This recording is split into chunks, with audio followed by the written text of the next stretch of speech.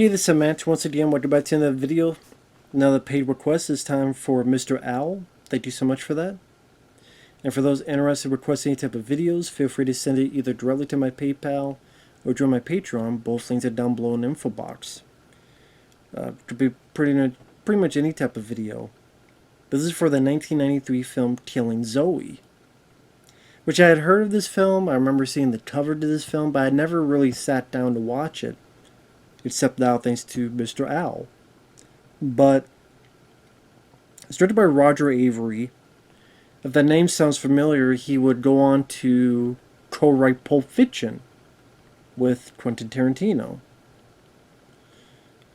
Afterward, he would write other films, the Silent Hill movie being one of them, which I'm not a fan of that movie. I have a lot of some good visuals, but I have a lot of issues with the script.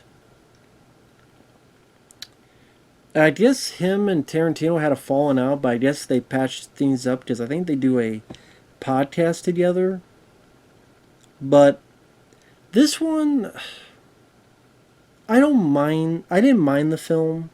I thought it was okay. You definitely see a bit of that Tarantino influence, whether the guy agrees or not, or with this type of script. It stars Eric Stoltz, which I don't mind as an actor. I liked him in The Fly 2. Well, I say that, but I've said that, I would have preferred someone like James Spader in The Fly 2. But I don't hate him. I could deal with him in The Fly 2. He's good in Pulp Fiction, which was after this. I thought he did a rather good job here. He's a guy who's come to France to meet with a buddy. While he gets there, he contacts, for a bit of fun, a sex worker. Here's Zoe. And they start playing with each other, and this weird scene was like a very slow-mo sex scene. And he's come back to Nosferatu on TV. I just thought it was, I'm sure it's meant to imply and be some deeper theme to that, but just the choice of it being Nosferatu, the keep coming back to, just and like very slow mo, where Eric Stoltz was like, and her riding him, it's like it's a bit of a weird scene. I didn't expect just talking about the Nosferatu stuff. So afterward, she tells about how she really enjoyed it, and she had an orgasm, and that never happens, and you seem like a nice guy. And they talk for a bit. And I didn't mind those two. Like, I thought their chemistry was pretty decent. So in the middle of the night, or very early in the morning, someone knocks on the motel room, the hotel room door, and Eric realizes it's his buddy, who's French, because they've known each other since they were kids. Takes Zoe out, throws her out. She doesn't like that. Where's my clothes? Throws the clothes at her. And the French is like, why do you have to do with her, Now the guy that plays his buddy, the French guy, I didn't mind him either. Especially later on, was just getting more and more crazy and insane. But the reason Eric Stoltz is there is because they're going to do a robbery. It's going to be Bastille Day. Apparently this one bank is still going to be open, so they're going to go in and rob stuff, and Eric Stoltz is the safe cracker. So they go out, they party on the town, taking drugs. Some of the crew talked about Star Trek, about how the Enterprise is the metaphor for the human brain. Spock is the left hemisphere, McCoy's the right hemisphere, and Kirk is the silent observer, trying to get, link the both of them. Which, I mean, I know it's not fair to say, but that felt Like he was trying to be a bit Tarantino-esque, that type of dialogue.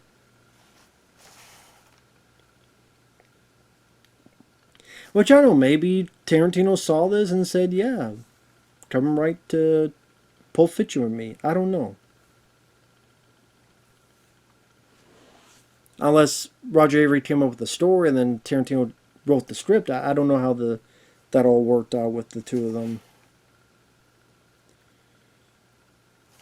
During their partying, his French buddy admits that he's got AIDS because of this needle that he had used. The next day, there's the bank robbery. It's funny because one of the first people that dies is Ron Jeremy. Yes, Ron Jeremy is in the bank. He's like the first guy that get a shotgun to his belly. And the crew are willing to kill whoever needs to. Eric Stoltz isn't really happy about it, but he's safe tracking it. His French buddy is just going more and more crazy, willing to kill whoever. I will say, though, that once we get to the bank robbery, the bank heist, I thought the movie kind of stalled from then on. I don't know, I was stuttering there, but it seemed like just stalled from then on. That whole thing. At least that's what it seemed like to me.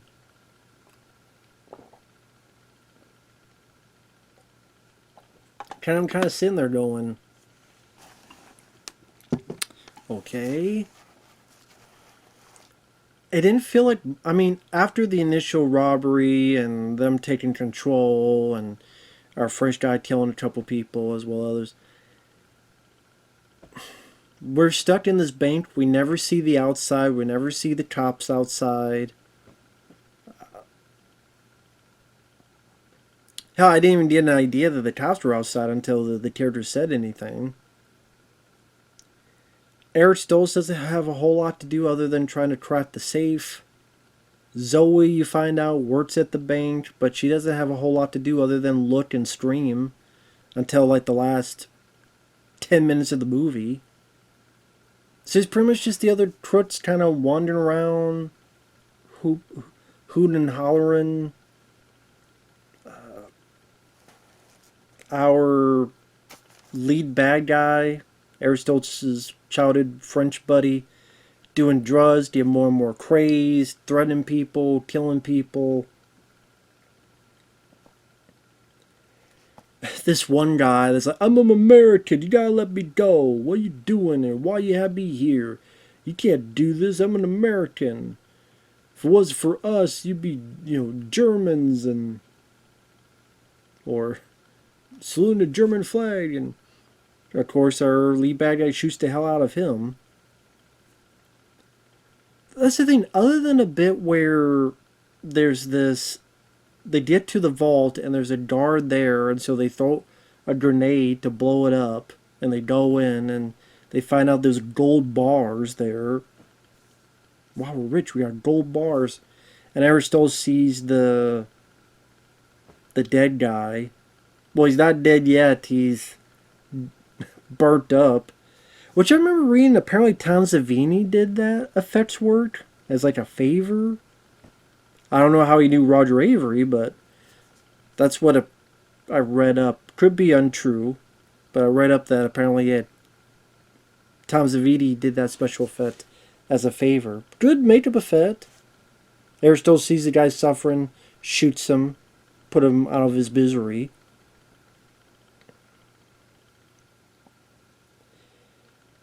But that's what I mean, once it gets to the robbery, there's now a whole lot going on.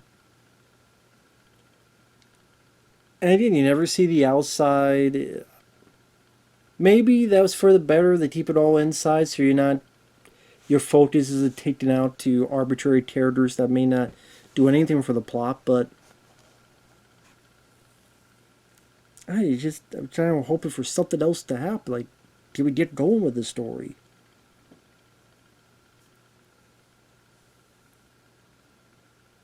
I just didn't really feel much tension.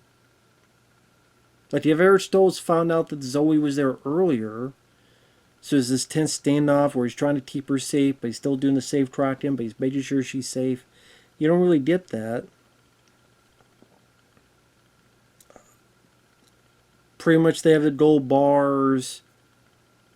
Eric Stoltz sees that Zoe is there. At one point confronts the French guy, and the guy's like, we haven't seen each other for a few years, and cuts Eric Stoltz's face and pushes him off.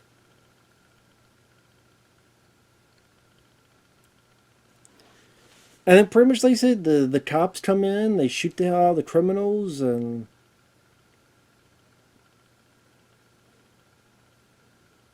Zoe tries to help the wounded, especially on his face, Eric Stoltz, and our French bad guy fights with them, and you got a little bit of a fight where the guy grabs Eric Stoltz's balls and goes, "I got your balls." But it's done like in this like shutter effect. So like the moving, but it's like shutters of a camera. I wasn't big on that look, wasn't big on that aesthetic to be used for that.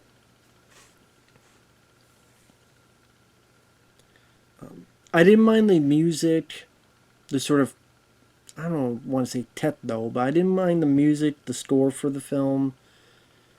Eric Stoltz, and I thought, oh, what was her name? I know her name. I recognize her, I mean. God, I can't believe I forgot her name. Who played Zoe. I thought she did a pretty decent job. Julie Delpy. Yeah, she was in American Werewolf in Paris. That's right. That's how I first saw her, was in that movie. An American Werewolf in Paris.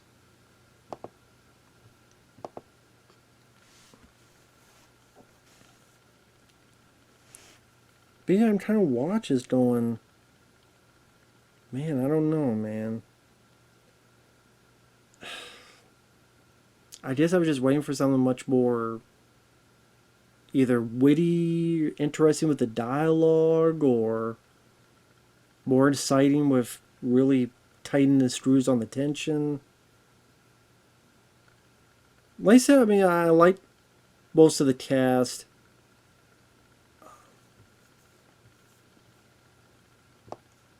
I don't mind the setup for the film. It's not too overlong. It's an hour and 30 some minutes. The finale, I have questions about. More spoilers. The cops come in. They shoot the hell out of the French bad guy. Well, his crew are French too, but I mean the lead bad guy. And the blood gets all over Zoe from what the cops are shooting. And then, of course, during the fight, the blood of this guy got into Eric Stoltz's face too. Yeah, I remember though, the guy has AIDS. So I guess now we're to assume these two have AIDS. They never say it. They never go that way in the story. It's pretty much they walk off. The girl says, yeah, he's a guy who is a customer and blah, blah, blah. They let go. Granted, you would think there would be a lot more questioning. I guess not. Pretty much they talk to each other. She says, let me show you the real Paris. So you have this kind of upbeat music that plays into the credits. But it's like this upbeat music, but then you sit there and, well, wait a minute. Isn't this like some tragic story? Because they're both going to be infected with AIDS. Because they got blood and all that stuff on them and on their face. They must be, and maybe that's why it's called Killing Zoe. It wasn't a bullet, it was, unless it was an AIDS infested bullet that killed Zoe. So that's me like the ending, like, they don't go into any maybe, or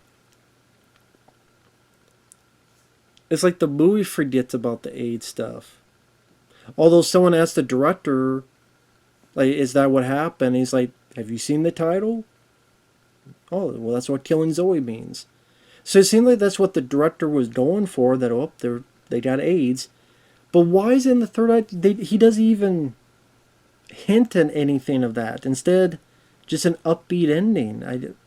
With the music, I don't know. So I do have a lot of issues with the film, but at the same time, I said not minding, liking Eric Stoltz as the lead, not minding the rest of the cast, not minding some of the more violent moments, the blood squibs.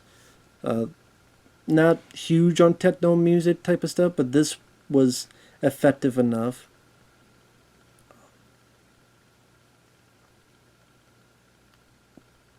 His buddy, the French guy, definitely sold being an insane guy fairly well. And like an evil Gerard Depardieu is what he reminded me of.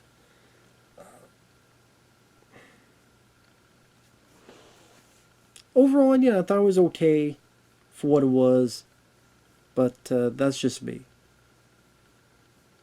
So, thanks for watching. Take care, and we'll see you guys later. Bye bye for now.